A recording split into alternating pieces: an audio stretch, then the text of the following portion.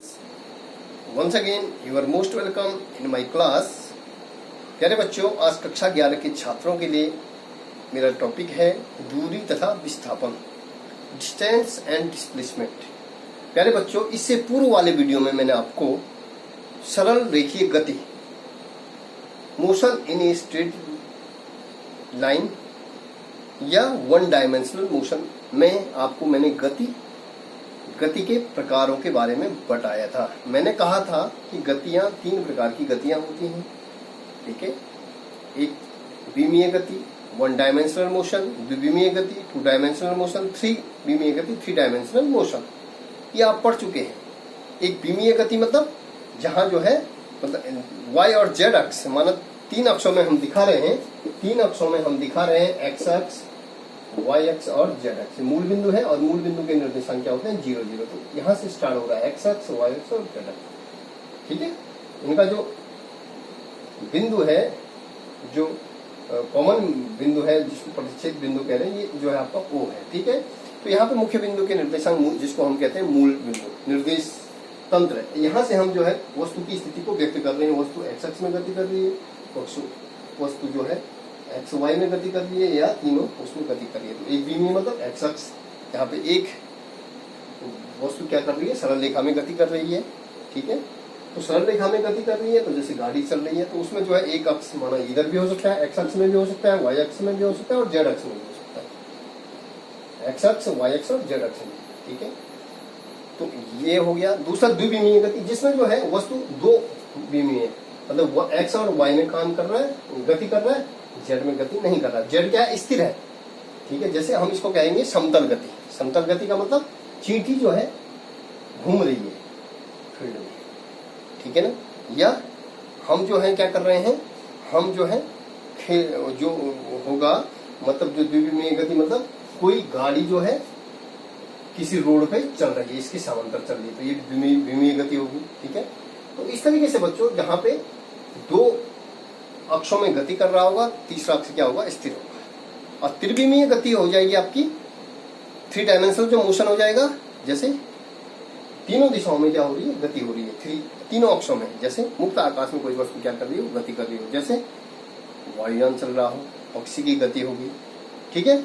तो इस तरीके से जो है ये हम कह सकते हैं कि गतियां 3 प्रकार की गतियां हैं। इसके अलावा भी हमारे पास बच्चों, इसके अलावा भी हमारे पास जो गतियां होती हैं वो होती हैं अन्य जो गतियां होती हैं स्थानांतरीय गति। अन्य गतियों में पहला गति है स्थानांतरीय गति। इसको कहेंगे इंग्लिश में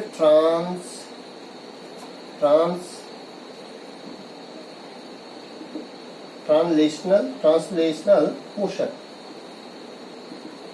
तो ट्रांसलेशनल मोशन का मतलब एकांतरिक गति या सरल रेखीय गति, मतलब वस्तु क्या करती है इसमें सरल रेखा में क्या कर रही है, गति कर रही है।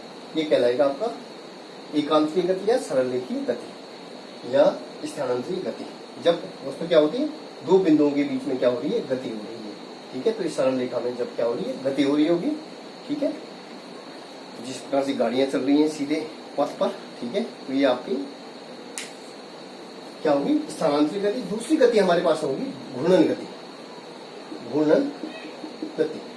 घूर्णन गति में आपका रोटेशनल मोशन इसको कहेंगे, रोटेशनल मोशन में मीन्स जब कोई वस्तु अपनी किसी अक्ष के परिधि क्या कर रही है, घूम रही है। जैसे चक्की, घराट जो घूमता है किसी अक्ष के परिधि घूम रहा है, या घड़ी, हमारी दीवार घड़ी घूम रही है अक्ष के परिधि, फैन चल रहा है अक्ष के परिधि गति हो रही है, ठीक है।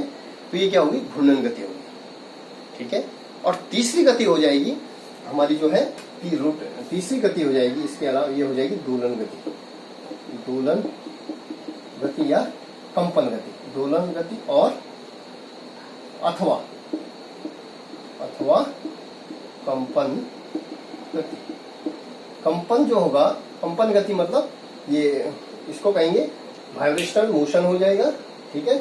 वाइब्रेशनल जो मोशन हो जाएगा, ऑसिलेशन मोशन जो हो जाएगा, ऑसिलेशन मीन्स दोलन गति, या इसको हम कहेंगे वाइब्रेशनल मोशन। इसमें जो है वस्तु क्या होती है, किसी मध्य स्थिति के दोनों ओर, मध्य स्थिति ये है माना किसी वस्तु की मध्य स्थिति ये है तो मध्य स्थिति के दोनों ओर, इधर भी और इधर भी, बराबर क्या करती रहती है, गति करती रहती है, ये कहलाएगा आपका कौन सी गति, दोलन गति। तो इसमें जो है दोलन गति में हमारे उदाहरण क्या हो सकते हैं, दोलन गति में हमारा जो उदाहरण हो सकता है, जो दीवार घड़ी पे जो पेंडुलम होता है, जो पेंडुलम घूम रहा है, दीवार घड़ी का जो पेंडुलम होगा, ठीक है, जो या इस तरीके से जो है झूला होगा, जब जो झूला हम खेलते हैं किसी मध्य के स्थिर मध्य के दोनों ओर गति करना, ठीक है, या सरल लोलक की गति होगी, इस तरीके की जो गतियां होंगी वो क्या कहलाएंगी, आपकी दोलन गति कहलाएगी या कंपन गति कहलाएगी, जिसमें वस्तु क्या करती है, अपनी मध्य स्थिति के, ये मध्य स्थिति है, मध्य स्थिति के दोनों ओर, मध्य स्थिति के दोनों ओर इस तरीके से क्या कर रही है, गति कर रही है, ठीक है। या हम इसको इस तरीके से कह सकते हैं कि मध्य स्थिति है, मध्य स्थिति के ये कोई वस्तु है, ठीक है, तो मध्य स्थिति के दोनों ओर क्या कर रहा है, गति कर रहा है, इधर भी और इधर भी गति कर रहा है, ठीक है। तो ये कहलाएगा आपका स्थानांतरित गति। तो बच्चों इस तरीके से मैंने ये पूर्व में पढ़ा चुका हूं ये चीजें। आज जो मेरा टॉपिक है वो है दूरी और विस्थापन। दूरी और विस्थापन, सबसे पहले हम पढ़ेंगे दूरी। किससे कहेंगे दूरी? बच्चों ये सिंपल सा क्वेश्चन है कि दूरी क्या हुई। हम डेली दूरी को तय करते हैं, माना अपने घर से जो है स्कूल जा रहे हैं, ठीक है, स्कूल से घर वापस आ रहे हैं, तो हम दूरी तय कर रहे हैं, हम बाजार जा रहे हैं किसी काम के लिए, काम निपटाने के बाद फिर पुनः जो है अपने घर पे आ रहे हैं, तो दूरी को तो हम तय कर रहे हैं। तो दूरी की जो डेफिनेशन हो जाएगी कि किसी गतिशील वस्तु द्वारा एक निश्चित समय अंतराल में, जो किसी समय अंतराल में किसी मार्ग की जो लंबाई होगी या किसी पथ की जो लंबाई होगी, तय की गई जो लंबाई होगी, उसको हम क्या कहेंगे? दूरी कहेंगे। कि किसी गतिशील वस्तु द्वारा एकांक समय में, किसी समय अंतराल में तय की गई पथ की जो दूरी होगी, पथ की जो लंबाई होगी, वो क्या कहलाएगा? दूरी कहलाता है। आप समझ रहे होंगे। दूरी बच्चों, माना कोई वस्तु है, इसको समझने का प्रयास करेंगे। ए है, ए से कोई वस्तु बी पे गई, 4 किलोमीटर गई, किलोमीटर में हम दिखा रहे हैं, ठीक है। बी से कहाँ आया? सी पे आया, यहाँ पे 2 किलोमीटर गया, ठीक है, सी पे। और सी से जो है माना सपोज डी पे आया, ठीक है बच्चों। तो ये दूरी, ये जो है ये 4 किलोमीटर है। तो हम यहाँ पे कहेंगे कि वस्तु जो है ए से चलना प्रारंभ किया, ए से टी समय में, किसी समय अंतराल में, टी समय में चली गई दूरी, टी समय में चली गई जो दूरी हो जाएगी बच्चों, वो हो जाएगी A B plus B C plus C D. तो इसको बच्चों ये हो जाएगा A B 4 kilometre plus 2 kilometre plus 4 kilometre, ठीक है। तो ये कुल होकर गया 4 4 8 2 10 किलोमीटर, 10 जो है किलोमीटर की डिस्टेंस तय करेंगे। तो बोलने का मतलब किसी समय अंतराल में, समय यहां से शुरू हुआ, बिंदु ए से शुरू हुआ और डी पर खत्म हो गया, तो किसी समय अंतराल में किसी गतिशील वस्तु द्वारा इसी पथ की जो लंबाई है, संपूर्ण तय की गई पथ की जो लंबाई है, वो क्या कहलाएगी? दूरी कहलाएगी।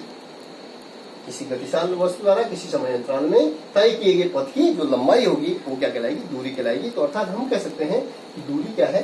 किलोमीटर में 10 किलोमीटर, टोटल तय की गई दूरी 10 किलोमीटर है। अब बच्चों हम यहाँ पे देख रहे हैं कि दूरी कभी भी जो है 0 नहीं हो सकती है। दूरी क्या होगी? हमेशा धनात्मक में होगी, ठीक है।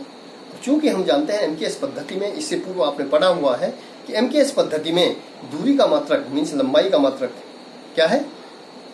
मीटर है, ठीक है। तो जो दूरी है, दूरी क्या कह सकते हैं हम? अदिश राशि। इसमें दिशा की बात नहीं हो रही है, बल्कि हम जैसे माना मैं कह रहा हूँ कि मैं मेरे घर से स्कूल जो है 2 किलोमीटर दूर है, ठीक है। तो हम कह रहे हैं हम अपने घर से स्कूल जा रहे हैं, तो स्कूल जाने के लिए हमने 2 किलोमीटर की डिस्टेंस क्या करी? तय करी। मतलब यहाँ पे हम कह रहे हैं कि यहाँ पे हमने दिशा की बात नहीं करी कि कौन सी दिशा में स्कूल है।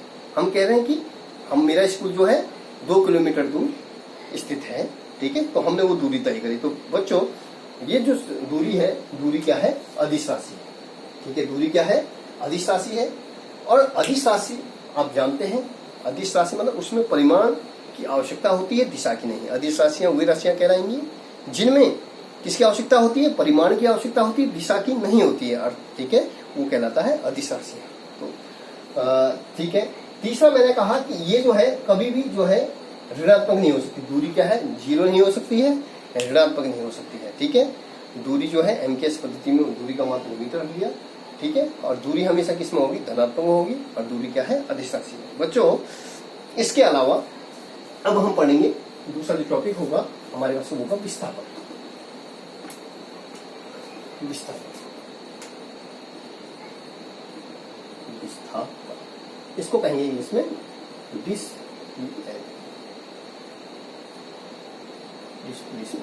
विस्थापन। तो विस्थापन और दूरी दोनों अलग अलग चीजें हैं। ठीक है, विस्थापन है बच्चों, विस्थापन है कि किसी निश्चित समय अंतराल में किसी निश्चित दिशा में किसी गतिशील वस्तु द्वारा तय किए गए मार्ग की जो लंबाई होगी, तय की गई दूरी जो होगी, वो कहलाएगा आपका विस्थापन। तो विस्थापन में क्या है कि किसी निश्चित दिशा में, यहां पर देखिएगा, यदि हम निश्चित दिशा की बात नहीं करेंगे तो ये किसकी डेफिनेशन हो जाएगी? दूरी की। तो मैंने कहा कि किसी गतिशील वस्तु द्वारा किसी निश्चित दिशा में तय की गई जो दूरी, किसी निश्चित समय अंतराल में तय की गई जो दूरी होगी, वो क्या कहलाएगी? वो क्या कहलाएगा? विस्थापन कहलाएगा। ठीक है बच्चों, तो बोलने का मतलब है जो तय किया गया जो पथ की जो लंबाई है किसी निश्चित दिशा में, वो क्या कहलाएगा? विस्थापन कहलाएगा। या इन अदर वर्ड दूसरे डेफिनेशन हम दे सकते हैं इसकी कि विस्थापन क्या है। विस्थापन को हम समझने का प्रयास करेंगे कि देखिएगा कि माना एक बिंदु ये है, मैं वही उदाहरण आपको दे रहा हूं। ए है, ए से कोई बिंदु बी है, बी में ये जो है 6 किलोमीटर गया, फिर बी से सी में जो है 4 किलोमीटर गया। ठीक है, और सी से भी पुनः डी में आ गया। ठीक है, यहाँ पे जो है ये चला 6 किलोमीटर। तो बच्चों, बोलने का मतलब है कि जो विस्थापन है कि किसी निश्चित दिशा में, मैंने कहा कि किसी गतिशील वस्तु द्वारा किसी निश्चित दिशा में तय किए गए मार्ग की लंबाई, ठीक, तय किए गए मार्ग की लंबाई होगी। ठीक है, तो विस्थापन में हम क्या रहे हैं? निश्चित दिशा की बात कर रहे हैं। तो दिशा में जो है हमने जो है जो विस्थापन हमने तय किया, विस्थापन हमने जो है पहले ए से बी में गए और बी से सी में गए और सी से डी में गए, ये हमने विस्थापन तय किया।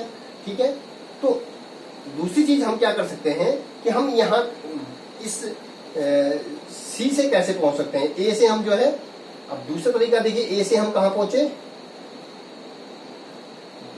दूसरी जो डेफिनेशन में बता सकता हूं, इसकी जो दूसरी डेफिनेशन हो सकती है विस्थापन की, कि किसी गतिशील वस्तु द्वारा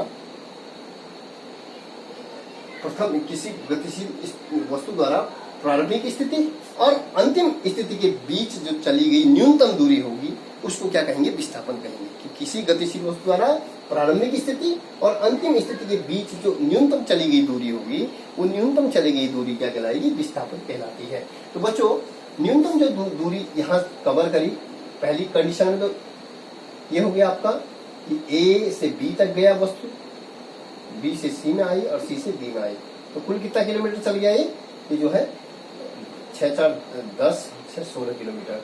अब जो यहाँ वैसे यदि जा सकता था तो ये क्या हो सकता था? ए से सी तक गया और सी से जो है डी तक आ गया, इस तरीके से भी जा सकता है। ठीक है, या बच्चों हम कह सकते हैं कि ये जो है इस तरीके से भी जा सकता है। ठीक है, अब यदि हम कहें कि न्यूनतम, मैंने कहा इस डेफिनेशन में किसी वस्तु द्वारा प्रारंभिक स्थिति और अंतिम स्थिति के बीच चलेगी जो न्यूनतम दूरी है, न्यूनतम दूरी, या ऐसे भी चल सकता है कि वस्तु ए से बी तक गया और बी से सीधे कहां पे आ गया? डी पे आ गया। ठीक है, तो ये दूरी भी न्यूनतम दूरी हो सकती है। ठीक है, या उससे ज्यादा भी हम देखें तो न्यूनतम दूरी ए से डी तक दूरी होगी। तो ये जो न्यूनतम दूरी होगी ये क्या हो जाएगी? ये 4 किलोमीटर हो जाएगी। जो न्यूनतम दूरी होगी वो कितनी किलोमीटर होगी? 4। तो ये कहलाएगा विस्थापन। मतलब वस्तु जो है अपने प्रारंभिक स्थिति और अंतिम स्थिति के बीच चलेगी जो न्यूनतम दूरी होगी, उसको कहेंगे विस्थापन। किसमें? एक निश्चित दिशा में। तो देखिए जो न्यूनतम दूरी होगी वो न्यूनतम दूरी क्या होगी? देखिए 4 किलोमीटर है, तो 4 किलोमीटर इस तरीके से ये हो जाएगा, जो विस्थापन हो जाएगा वो 4 किलोमीटर हो जाएगा। अब आप इसको समझने का प्रयास कीजिएगा, इसमें दिशा की बात हो रही है कि किसी निश्चित दिशा में, अर्थात जो विस्थापन है वो सदिश राशि है। विस्थापन क्या है?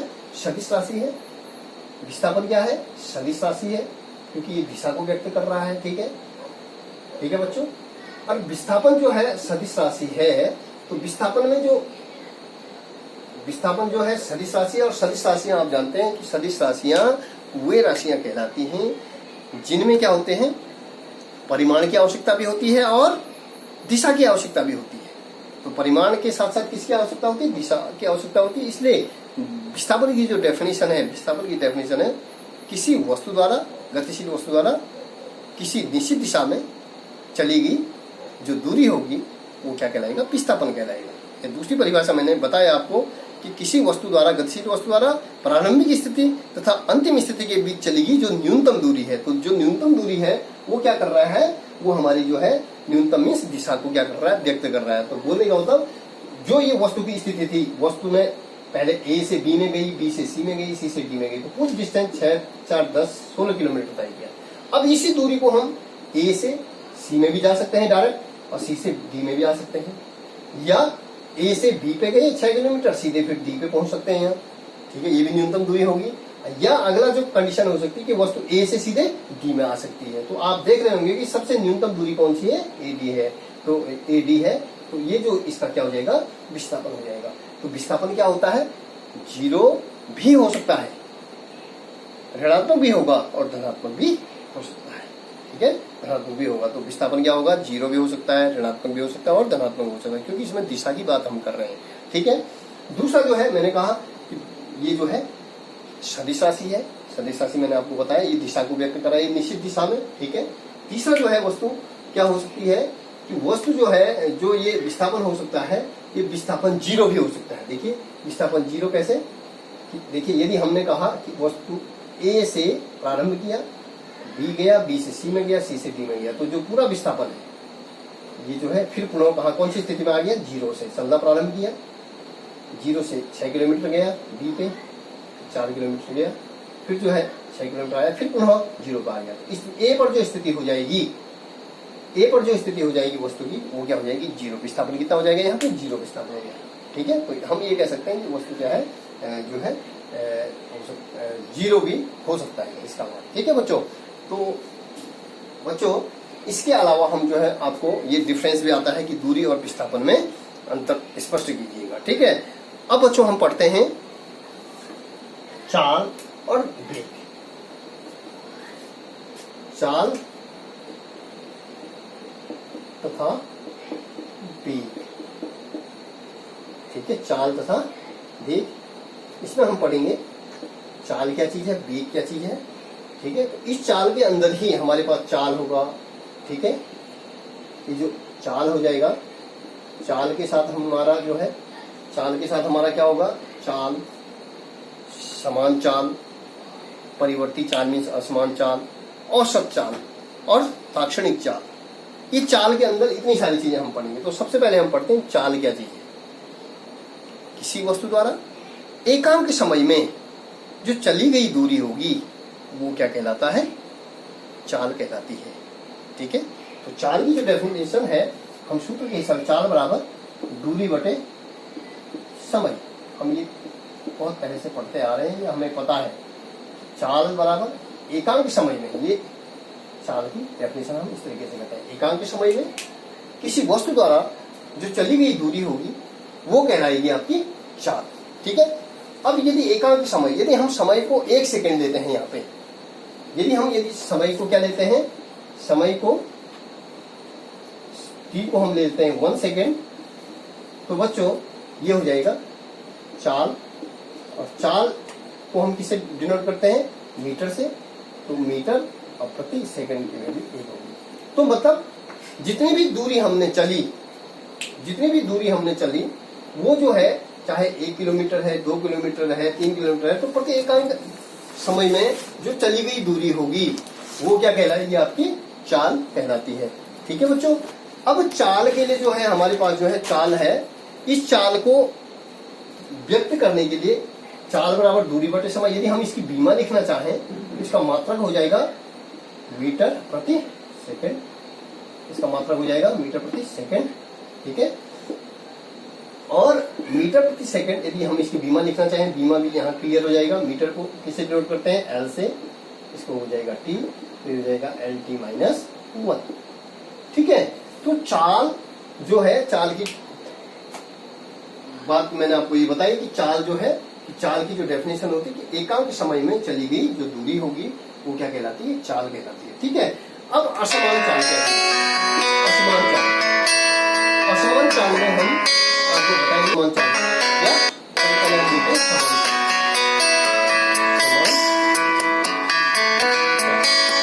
बच्चों, समान चाल के बारे में मैं आपको बताना चाहूंगा। समान चाल की थोड़ी एग्जाम्पल हम समझें। माना कोई वस्तु है, कोई वस्तु जो है दूरी है और ये क्या है, समय। ठीक है। अब ये हो जाएगा एक सेकंड में कोई वस्तु जो है 2 मीटर चलती है, 2 सेकंड में 4 मीटर चलती है, 3 सेकंड में 6 मीटर चलती है, 4 सेकंड में 8 मीटर चलती है और 5 सेकंड में 10 मीटर चलती है। ठीक है। तो इसको हम समझेंगे कि 1 सेकंड में, समय को हम किस में ले रहे हैं, सेकंड में, और इसको ले रहे हैं दूरी मीटर में। आप इसको समझिए पहले इस एग्जांपल को। ये दूरी है मीटर में और ये समय सेकंड में। 1 सेकंड में 2 मीटर, 2 सेकंड में 4 मीटर, 3 सेकंड में 6 मीटर, 4 सेकंड में 8 मीटर और 5 सेकंड में 10 मीटर। तो बच्चों, हम इससे देख रहे हैं कि किसी वस्तु द्वारा एक निश्चित समय में, समान समय में समान चली गई जो दूरी होगी। किसी वस्तु द्वारा समान समय में समान दूरी, 1 सेकंड में 2 किलोमीटर गई, 2 सेकंड में 4 गई, 3 में 6 गई, मतलब प्रत्येक में जो है टाइमिंग क्या है, समान है। ठीक है। जो चली गई दूरी है वो समान है प्रत्येक सेकंड में। ठीक है। तो बोलने का मतलब है समान समय में जब कोई वस्तु समान दूरी तय करती है तो वो क्या कहलाता है, समान चाल कहलाती है। ठीक है। कि पहले 1 सेकंड में 2 किलोमीटर गई, दूसरे 2 सेकंड में भी 4, मतलब उस पहले 1 सेकंड में 2 मीटर गई, अगले दूसरे सेकंड में भी 2 मीटर गई, अगले तीसरे वाले में भी 2 मीटर गई। इस तरीके से हम इसको, यदि हम इसका ग्राफ प्लॉट करेंगे बच्चों, तो हम देखते हैं कि जो ग्राफ बनाने का हम देखते हैं कि ये है, हम ग्राफ बनाते हैं एक्स अक्ष, वाई अक्ष, और ये जो है इसका जो मध्य बिंदु है, जो ये बिंदु है इसको कहते हैं मूल बिंदु। ठीक है। और मूल बिंदु हमने, चूंकि हम यहाँ 0 से स्टार्ट कर रहे हैं, इसको भी 0 से स्टार्ट कर रहे हैं, मूल बिंदु के निर्देशांक हमारे जो है 0 0 होंगे।